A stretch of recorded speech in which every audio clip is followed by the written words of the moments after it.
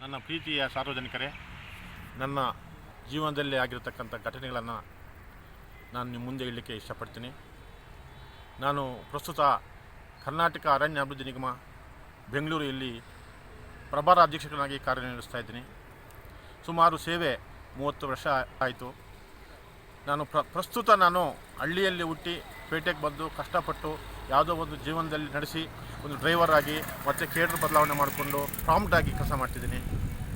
ನಮ್ಮಲ್ಲಿ ನಿಗಮದಲ್ಲಿ ನಡೀತಕ್ಕಂಥ ಘಟನೆಗಳನ್ನು ನಾನು ಹೈಲೈಟ್ ಮಾಡ್ತಾಯಿದ್ದೀನಿ. ಭ್ರಷ್ಟಾಚಾರವನ್ನು ತಡೆಯಲಿಕ್ಕೆ ನಾನೇ ಪ್ರಯತ್ನ ಪಡ್ತಿದ್ದೀನಿ.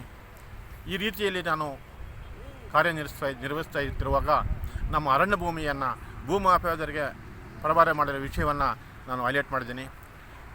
ಭಾರತ ದೇಶದ ಒಂದು ಭೂಮಿಯನ್ನು ರಕ್ಷಣೆಗೋಸ್ಕರ ನಾನು ಪ್ರಯತ್ನ ಪಡ್ತಾಯಿದ್ದೀನಿ. ಅಂಥದ್ರಲ್ಲಿ ನಮ್ಮ ಅಧಿಕಾರಿಗಳು ನನ್ನ ರಕ್ಷಣೆಗೆ ಬರಬೇಕಾಗಿತ್ತು, ಆದರೆ ಚಿತ್ರಹಿಂಸೆ ನೀಡಿ ಸುಮಾರು ಕಡೆ ನನಗೆ ಗಮನ ಮಾಡಿದ್ದಾರೆ. ಈ ರೀತಿ ಒಬ್ಬ ನೌಕರನಿಗೆ ಸಂಬಳ ಕೊಡೋ ಜನಕ್ಕೆ ದೇಶ ಸೇವೆ ಮಾಡಲಿ ಅಂತ ತನ್ನ ಮುಂದೆ ನಡೆಸ್ತಕ್ಕಂಥ ಘಟನೆಗಳನ್ನು ನಾವು ಹೈಯರ್ ಅಥಾರಿಟಿಗೆ ತೋರಿಸುವಾಗ ಅವರು ನಮಗೆ ರಕ್ಷಣೆ ಮಾಡೋ ಬದಲು ನನಗೆ ಚಿತ್ರಹಿಂಸೆಗೆ ಮಾಡ್ತಿದ್ದಾರೆ. ಸುಮಾರು 17 ಬಾರಿ ವರ್ಗಾವಣೆ ಮಾಡಿದ್ದಾರೆ, 2 ಸಾರಿ ಸಸ್ಪೆಂಡ್ ಮಾಡಿದ್ದಾರೆ. ಈ ರೀತಿ ಭಾರತ ದೇಶದ ಪ್ರಜೆಗಳಾಗಿ ಭ್ರಷ್ಟಾಚಾರ ರಹಿತ ಕೆಲಸ ಮಾಡುತ್ತಿರುವಾಗ ಪ್ರೋತ್ಸಾಹಿಸುವ ಬದಲು ನಮ್ಮನ್ನು ಚಿತ್ರಹಿಂಸೆಗೆ ಗುರಿಪಡಿಸ್ತಾರೆ. ಇದರಿಂದ ನಮ್ಮ ಸಂಸಾರವೂ ಭಾರಿ ಆಘಾತದಲ್ಲಿದೆ. ನನ್ನ ಒಂದು ಸಾರಿ ಆಫೀಸಲ್ಲಿ ಕೆಲಸ ಮಾಡಬೇಕಾದ್ರೆ ನನ್ನನ್ನು ಹೊಡೆದ್ರು.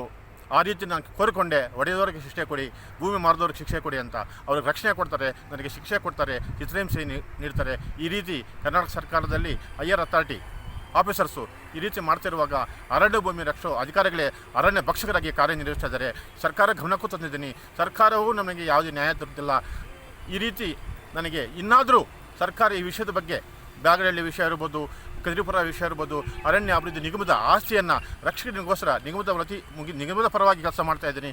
ಆದಾಗ್ಯೂ ನನ್ನ ಒಂದು ಇದನ್ನು ಗುರುತಿಸ್ತಾ ಇಲ್ಲ, ಶಿಕ್ಷಿಸ್ತಾ ಇದ್ದಾರೆ. ಈ ವಿಷಯವನ್ನು ಸರ್ಕಾರಕ್ಕೆ ಗಮನಕ್ಕೆ ತಂದು ನಮಗೆ ರಕ್ಷಣೆ ಕೊಡಿ, ದೇಶ ಉಳಿಸಲಿ, ಪರಿಸರ ಉಳಿಸಲಿ, ಭೂಮಿ ಉಳಿಸಲಿ ಅಂತ ನಾನು ಬೇಡ್ಕೊಳ್ತಾ ನನ್ನ ಒಂದು ಸಣ್ಣ ಅನುಭವವನ್ನು ನಿಮ್ಮ ಮುಂದೆ ಹಂಚ್ಕೊತಿದ್ದೀನಿ. ಪ್ರಿಯರೇ, ನನಗೆ ಸ್ವಲ್ಪ ಶಕ್ತಿ ಕೊಡಿ ಅಂತ ಕೋರ್ಕೊಳ್ತಿದ್ದೀನಿ.